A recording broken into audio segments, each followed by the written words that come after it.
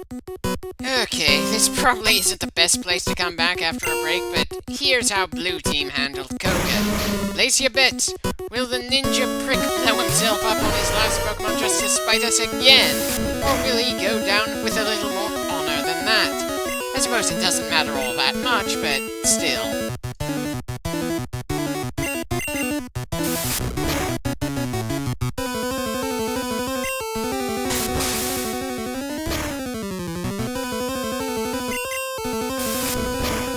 You'd think that Karate Chop would be a fighting type move, not normal. But then if it was the right typing, then Ahmed wouldn't really have all that many options to use against a bunch of poison types, would he?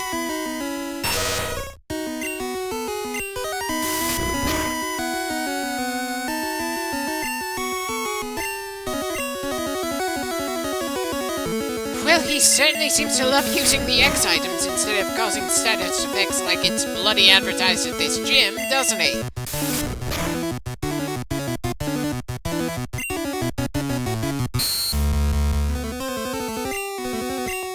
Oh, great job. You stopped us from using a move we weren't planning on using on you anyway.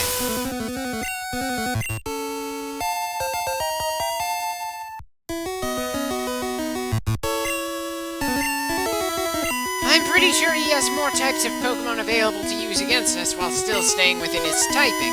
After all, there are an obscene number of poison types in this game, much like there are an obscene number of water types compared to everything else. Hell, maybe you could have thrown a Tentacool or Tentacruel to really screw with us, along with a Zubat or Golbat, instead of just throwing two Coughings. At the very least, the Tentacool would have gone with the fact that I think he gives us Surf, or at least the ability to use it outside of battle.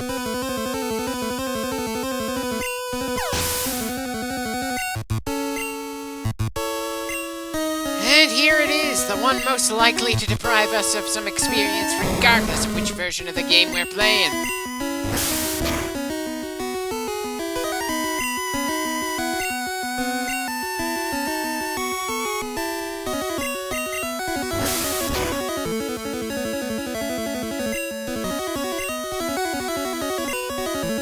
If you actually threw some attacks instead of using items, you might have actually done more damage to us.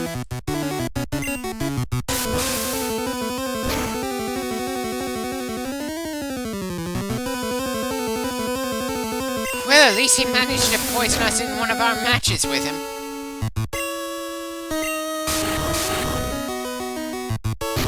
Ha! And there we go! He once again conceded the match without conceding any experience points for his most powerful Pokemon. Again. Yeah. Bit of a shame I haven't been keeping score for Blue Team, as they've been going through literally the same number of trials as Red Team. But there's really only room for one team to take such a stage in this LP. If nothing else, I've certainly been proven why most people who do Pokemon LPs only do one game in a generation at a time, and presumably don't do a second LP of the same generation without adding some various gimmicks to things to help change things up. Hell, as I've been chipping away at recording the second generation, I keep asking myself how I should throw in some stadium moments, because I damn well don't want to do the exact same thing I've been doing for this one. Guess we'll see what I decide what I'm going to do with that one once we get there. For now, time for another round of Red versus Blue.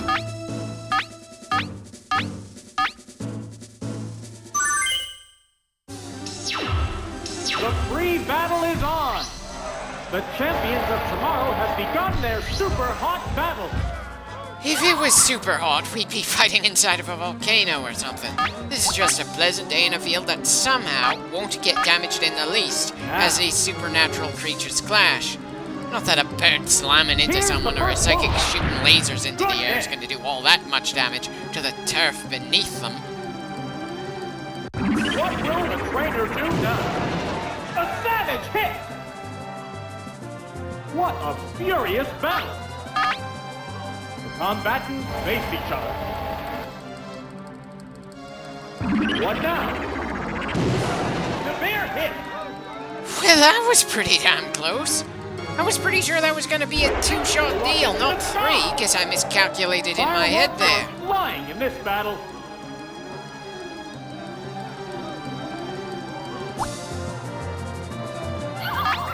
Well, there's nothing we can do now that he's used Fly. Even though animation-wise it looks like Neo should still be able to hit him from up there. It's just one of those issues where you kind of wish there was more to the fight animations to convey why shooting into the air suddenly won't work for Neo when it did the previous 2 times.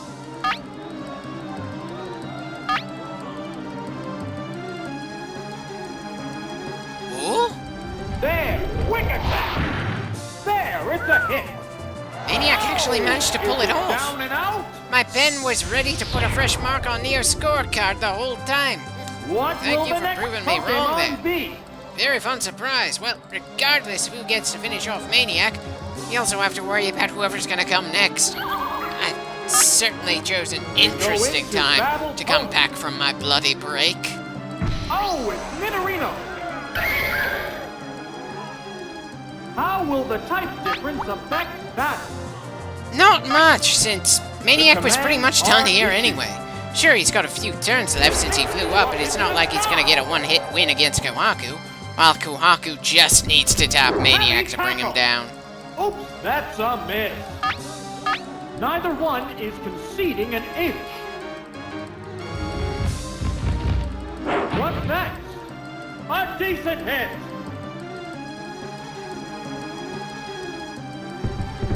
How's that? Oof! Yeah, it's That a hit. critical kind of felt like insult to injury there to me. And an unnecessary amount of insult too, considering he had less than 10 Pokemon health is left. Coming out.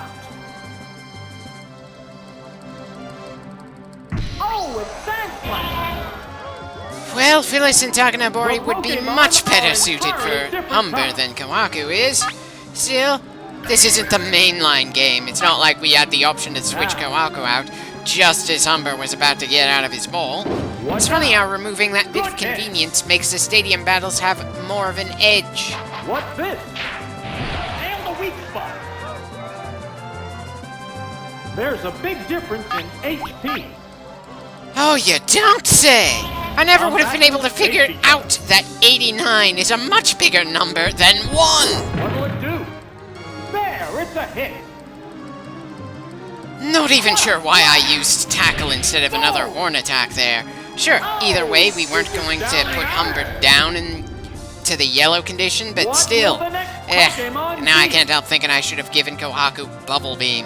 Considering how much I like the Nidoran line, you'd think I'd respect the fact that they can learn a wide variety of moves more. But then, the early generations of Pokemon made it hard to be especially experimental with the various TMs. Not too much of an issue when you're just going on a standard journey against the AI in the Game Boy games, but if you have any kind of competitive situation, you either find a way to know everything and plan your team and moves out very well, or you just get prepared for a very bumpy road. And, well, yeah, since I'm literally playing with myself here, it's not like I'm actually paying for my mistakes all that much. It's just an amusing thing to show that choosing a different starter in the beginning can really help shift around what kind of team you want to make through a game. And while Red Team has a noticeable edge because of the likes of Takanabori and Neo, Blue Team isn't just slouching in the corner here. They got some damn hard hitters themselves.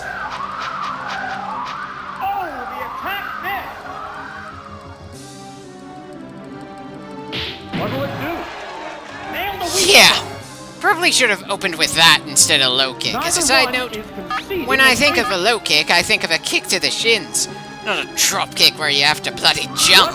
Amusing and kind of understandable since it's not like all Pokemon even have shins to kick at.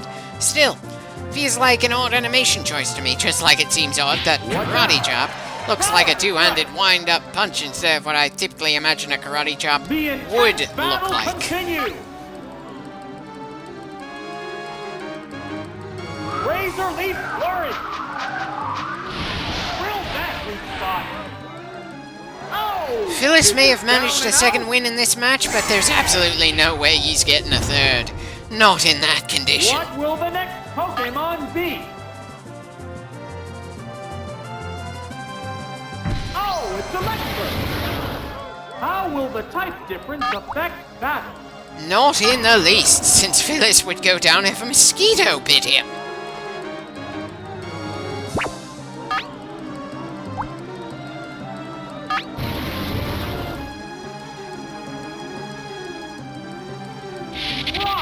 Wonderful!